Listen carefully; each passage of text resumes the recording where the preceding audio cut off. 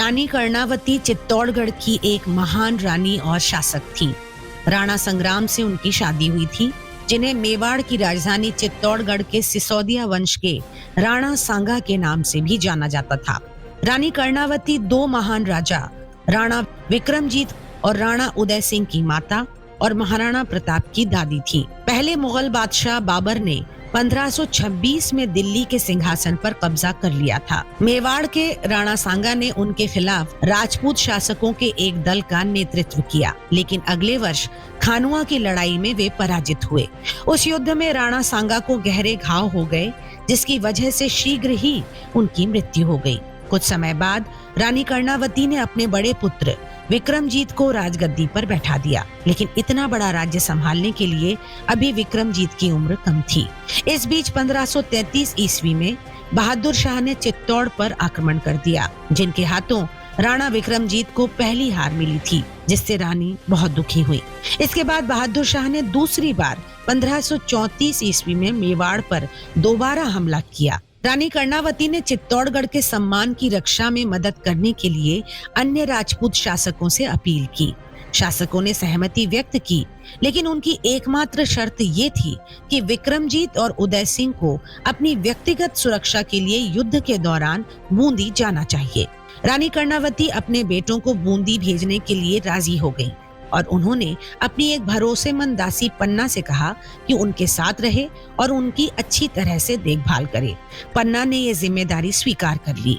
उसी दौरान गुजरात के सुल्तान बहादुर शाह से अपनी और अपनी प्रजा की सुरक्षा का कोई रास्ता न निकलता देख रानी कर्णावती ने हुमायूं को राखी भेजी। हुमायूं इस हिंदू परंपरा को अच्छे से जानता था, इसलिए उसने रानी कर्णावती की राखी को स्वीकार किया और रानी कर्णावती को अपनी बहन का दर्जा देकर उम्र भर उसकी रक्षा करने का वचन दिया। उस समय हुमायूं बंगाल पर आक्रमण की तैयारी पर था, लेकिन उसने अपने सैनिकों को वहां से तुरंत युद्ध बंद कर चित्तौड़ की ओर कूच करने का आदेश दिया। लेकिन हुमायूं और उसकी सेना समय पर चित्तौड़गढ़ पहुंचने में नाकाम रहे। उनके पहुंचने से पहले ही बहादुर शाह की सेना ने चित्तौड़गढ़ के किले में प्रवेश कर लिया।